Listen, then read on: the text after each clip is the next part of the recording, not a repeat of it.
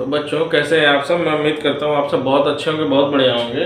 तो बच्चों भारतीय संविधान के प्रस्तावना का लेक्चर चल रहा था जिसमें हम लोगों ने फर्स्ट लेक्चर देख लिया था। आज हम लोग उसका पार्ट 2 देखेंगे। तो वीडियो को स्टार्ट करने से पहले सबसे पहले आप लोग सब्सक्राइब कर लीजिए ताकि ऐसे लेक्चर आपको मिलता रहे और आपकी तैयारी में कोई बाधा ना हो, कोई रुकावट ना हो। आपकी तैयारी में ये लेक्चर जो है मददगार साबित होता रहे। तो चलिए वीडियो को स्टार्ट करते हैं। प्रस्तावना में हम लोगों ने कुछ भारी भरकम शब्दों का मतलब अर्थ पिछले क्लास में देख लिया था। आज उसके बाद के जो शब्द है उसको एक एक करके देखेंगे और एक एक करके समझने की कोशिश करेंगे कि इस शब्दों का मतलब क्या है। प्रस्तावना को क्यों हमारे संविधान का दर्पण कहा जाता है, आखिर ऐसी कौन कौन से शब्द हैं जिसको आधार मानकर पूरे संविधान को जो है वो लिखा गया है। तो चलिए इसमें अब नेक्स्ट शब्द जो देखते हैं, नेक्स्ट जो वर्ड है वो है लोकतंत्र। ठीक है ना। लोकतंत्र के बारे में समझते हैं कि लोकतंत्र से अभिप्राय एक ऐसी व्यवस्था से है जहां सरकार जनता द्वारा क्या होती है, निर्वाचित होती है तथा जो अपने कार्यों के लिए, ठीक है ना, जो अपने कार्यों के लिए किसके प्रति उत्तरदायी होती है, जनता के प्रति उत्तरदायी होती है। ठीक है ना, अपने कार्यों के प्रति जनता के प्रति क्या होती है, उत्तरदायी होती है।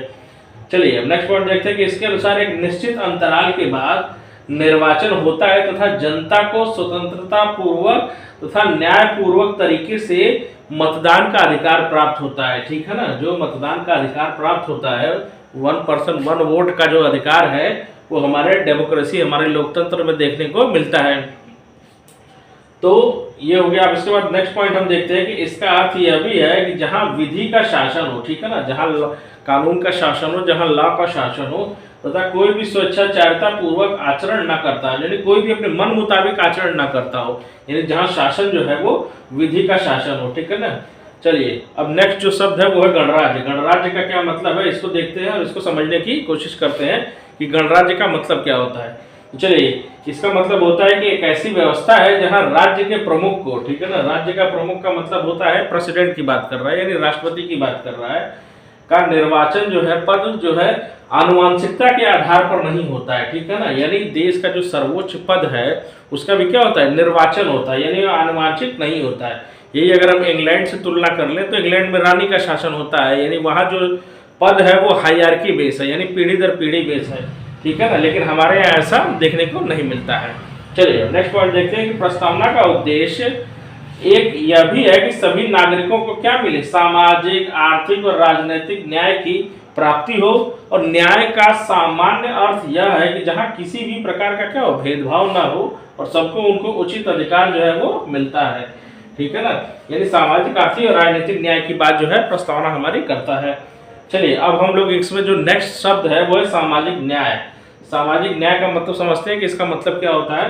तो सामाजिक न्याय का मतलब यह है कि जहाँ जाति, मत, लिंग, जन्म स्थान, धर्म, भाषा आदि में से किसी के भी आधार पर किसी के साथ क्या हो, भेदभाव वगैरह जो है वो न किया जाए और समाज में सभी को क्या मिले, समान अवसर की प्राप्ति हो। यानी इन सब चीजों की वजह से उसके साथ क्या हो, भेदभाव, किसी भी प्रकार का भेदभाव वगैरह न हो, यानी वो भारत में रहता हो तो भारत का अधिकार वगैरह उसको जो है प्राप्त हो।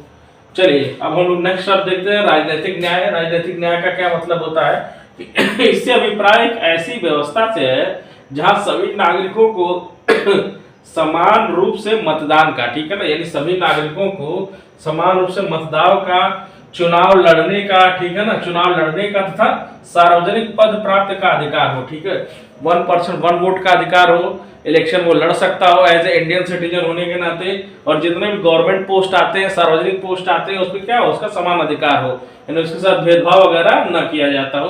तो राजनीतिक न्याय के अंतर्गत ये सारे तीनों अधिकार आते हैं। अब नेक्स्ट जो देखते हैं वो नेक्स्ट है विचार, अभिव्यक्ति, विश्वास और उपासना की स्वतंत्रता।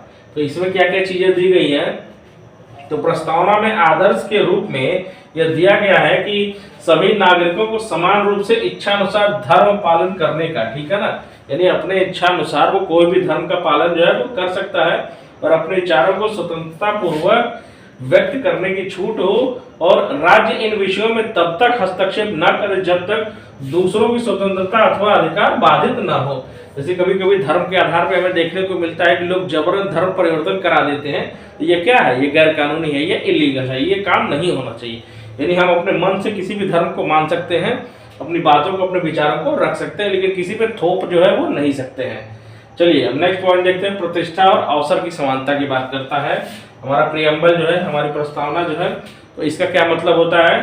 तो इससे अभिप्राय यह है कि सभी नागरिकों को अपनी प्रतिभा का पूर्ण उपयोग करने, ठीक है ना, अपनी प्रतिभा का पूर्ण उपयोग करने तथा बिना किसी विघ्न बाधा के अपने व्यक्तित्व के विकास का समुचित अवसर प्राप्त हो। यानी उसके अंदर जो टैलेंट हो, जो प्रतिभा हो, उस प्रतिभा पे वो काम कर सकता है, अपने टैलेंट प्रतिभा को दिखा सकता है।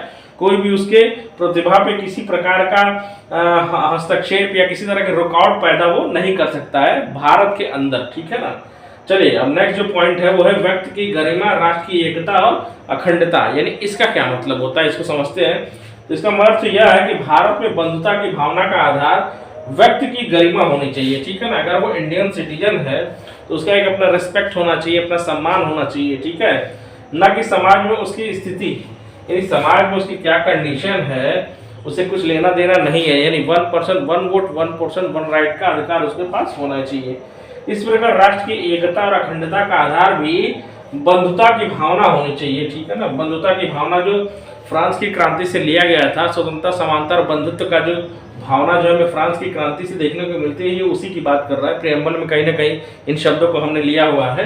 तो व्यक्ति का जो है भाईचारा वगैरह, किसी भी धर्म, किसी भी पोस्ट वगैरह पे क्या है, इसका समान अधिकार होना चाहिए। तो इस प्रकार ये यहीं तक आज लेक्चर